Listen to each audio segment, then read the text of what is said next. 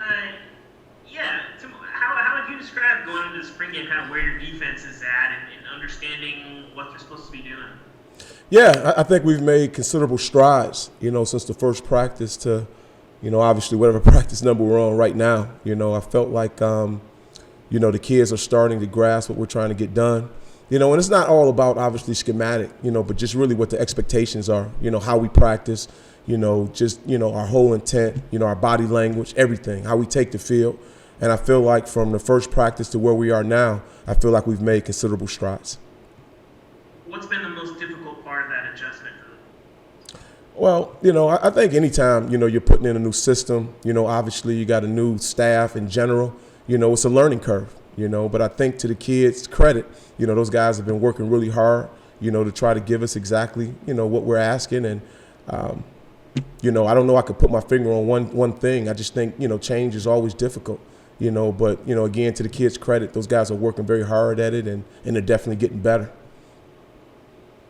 Coach, you're thin at a couple of different positions. Has that made it more difficult to evaluate kind of where you all are heading into the offseason? Yeah, it's obviously, a challenge, but at the end of the day, you just have to be prepared to coach the guys that are there, and get those guys, as prepared as you possibly can. And obviously when the other guys can return, we'll start to work with them and help develop those guys. But, it is what it is. Obviously when the fall hits, the guys that are here and that are prepared and that are healthy and, we'll put the best guys out there. It gives us the best opportunity, to help Tennessee win.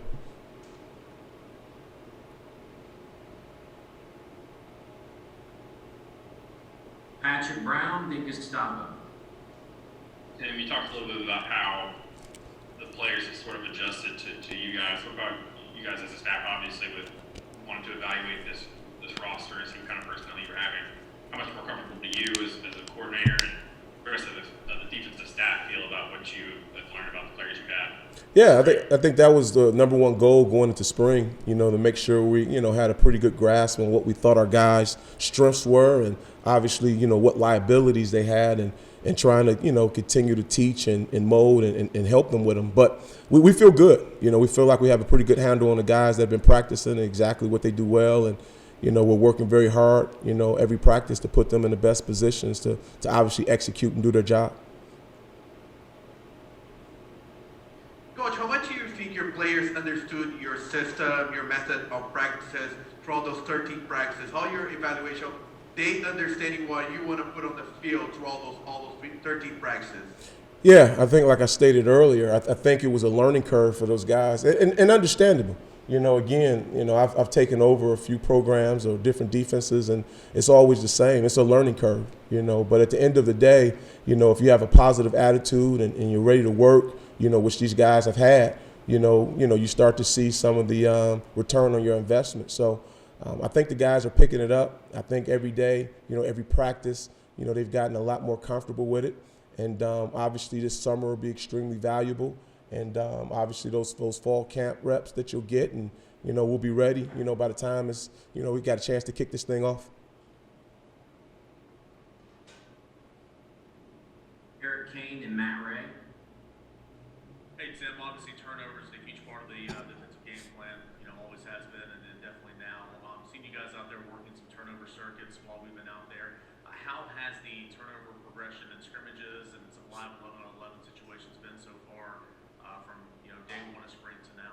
Yeah, the guys have been very conscious, trying to get the ball back and, attacking it on every snap, but, give our offense some credit. They do a really good job with ball security and protecting it, so I think it's been a healthy battle, throughout camp. And, we've obviously won some, and those guys have won some of the battles as well. But, we know, it's one of those timeless truths. If you're able to get the ball back and obviously protect it on offense, you got a chance to be successful. So, Coach Hype preaches it every day, and we do the same on defense. We got to get the ball back for our offense so they can do what they do best. Hey, Tim, just going into Saturday's game, what are you looking for the most from your defense? Where are you hoping to see them improve, throughout from day one of spring to the conclusion there on Saturday? Yeah, again, it's just another opportunity to go out there and, play as hard as we can possibly play. That's the first thing that we talk about, every single practice is just our attack and how hard we're playing, from snap to whistle. So that's the number one thing you're looking for.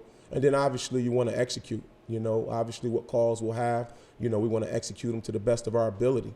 And if we continue, on the trajectory that we've had, I think that's what we'll do, because they understand for us to, get where we want to go, we can't afford to waste one rep, and obviously, the spring game gives us an opportunity to go out there and get better.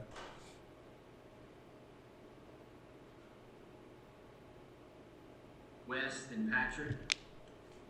Tim, I guess specifically with the linebackers, how much growth have you seen from that position group? I know that's been an area that's been identified by a lot of people as an area where those guys need to take a step forward, both inside and outside. What have you seen from those guys the past few weeks? Yeah, we're obviously been thin at, some of those spots, and, I think our coaches, have worked extremely hard, and you really can see, the growth from the first practice to where we are now. And to the kids' credit, those guys have worked at it. The inside linebackers are ultra thin at this point, but the guys that we have in there, have been pushing. And, I told Coach BJ a day ago, I literally can see the improvement. So, we're not where we want to be yet. Obviously, we know it's a long road to go, but ultimately we just want to see some daily improvements. We want guys to invest and obviously at some point get a return on that investment. And I think if they continue to, work the way they're working, I think they'll like the results in the end. And I think that can be said for the outside linebackers as well. Tim, I'm sure there's not an area where on a defense you never want to say I've got a weak link anywhere. But if you happen to be struggling a little bit at the inside linebacker position, does that inhibit or kind of slow the growth of the whole unit, because they seem to kind of be the strength that pulls everything together in a lot of defenses? Yeah, I agree. I don't think you ever want to identify any particular group as the weak link, so to speak. Do we have some depth issues there? Absolutely. But I think, top to bottom, we need depth everywhere, But obviously down the middle of your defense, you want to be as stout as you possibly can be, But the guys that we have, I feel good as long as they continue to grow and continue to develop. I feel like they'll put themselves in a position to be able to help UT, get back to where we all want to be and all want to see UT. So I think we'll be fine. Again, is there work to be done? Absolutely. But at the end of the day, I think the guys are up for it. I know Coach BJ is, and the rest of this defensive staff is. And we believe in our guys. We believe in their work ethic. And, we know they'll continue to grind to get better. Hey, Tim, one of the young guys you guys have in the secondary is Christian Charles, who I think he was mostly a quarterback in high school. What kind of adjustment have you seen him have to make this spring, and kind of how would you evaluate how he's kind of improving? Yeah, he's been awesome. When you talk about a guy who's really made some great strides during spring, he's one of them. Obviously he played quarterback, in high school. So, a lot of the technique that Coach Martinez is teaching him has been new to him. But he's come along. He's really been a pleasant surprise for us. I didn't know a lot about him when I got here, but, he's a hard-working kid. He's extremely bright. I think he really has a good future here at UT as long as he continues to work and, and stay humble, and he seems to be that type of kid, so I think the sky's the limit for him. I think he's been mostly the safety. Is that where you guys are keeping him? Do you think he can play corner, or is that still to be determined? Yeah, I think it's still to be determined. We've tried to work hard at, moving guys around, trying to figure out what the best matchups we have in terms of, who's at the field, who's in the boundary, who's at star, who's at corner, no different at linebackers. So, that's still yet to be determined, but again, he's an athlete, and football is important to him. And, he's one of those kids that, the future is bright, just because of his mindset and his work ethic. Two more questions, David Pascal and Brent Hubbs. Tim, what all can you say about the format for Saturday? Will it be 4 15-minute quarters? Are the ones going up against the ones and the twos against the twos?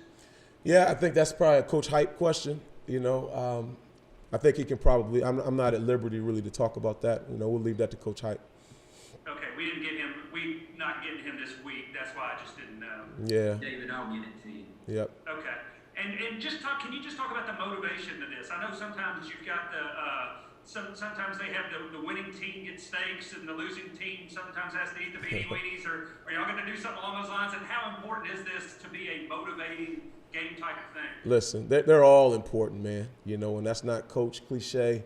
You know, again, you know, when you're a new team and or a new staff, and you know, we understand how valuable every single rep is. You know, and how valuable every practice is. So, you know, our kids understand that. You know, they understand that it's a lot of work, you know, that still needs to be done for us to go where we want to go. So I think that's the motivation that they have. You know, these guys are hungry. You know, they want to get better. They want to get coached. You know, so I would be extremely disappointed if they didn't come out excited, you know, for the opportunity, you know, to obviously get in Neyland and tee this thing up. Coach, as you conclude spring on Saturday, two questions. One, how would you rate the physicality of your unit? And two, if you had two priorities or three priorities for the summertime for your entire defense, what would it be? Yeah, I think first, you know, from a physicality perspective, you know, again, I know I keep saying the same things, but we've gotten better. You know, we're more physical than we were day one. You know, and as a coach, that's what we're looking for. Have we made strides? So we have. Are we as physical as we want to be? You know, not at all. You know, but the kids understand that, and we're working our tails off to, you know, to get there. From a priority in the summer, I think, again, it's just those daily deposits, you know, we want to make sure that we're constantly doing throughout the summer. You know, there are no days off, you know, in terms of, you know, our mental aspect and our approach. You know, we'll have cut-ups at this point. You know, these guys will be able to evaluate themselves, not just, you know, what we say schematically, but what they see on video. So getting in the playbook, studying on their own. So obviously by the time we hit fall, you know, we can install extremely fast. So obviously we can, you know, continue to put even more of the playbook in, so to speak, at a faster pace.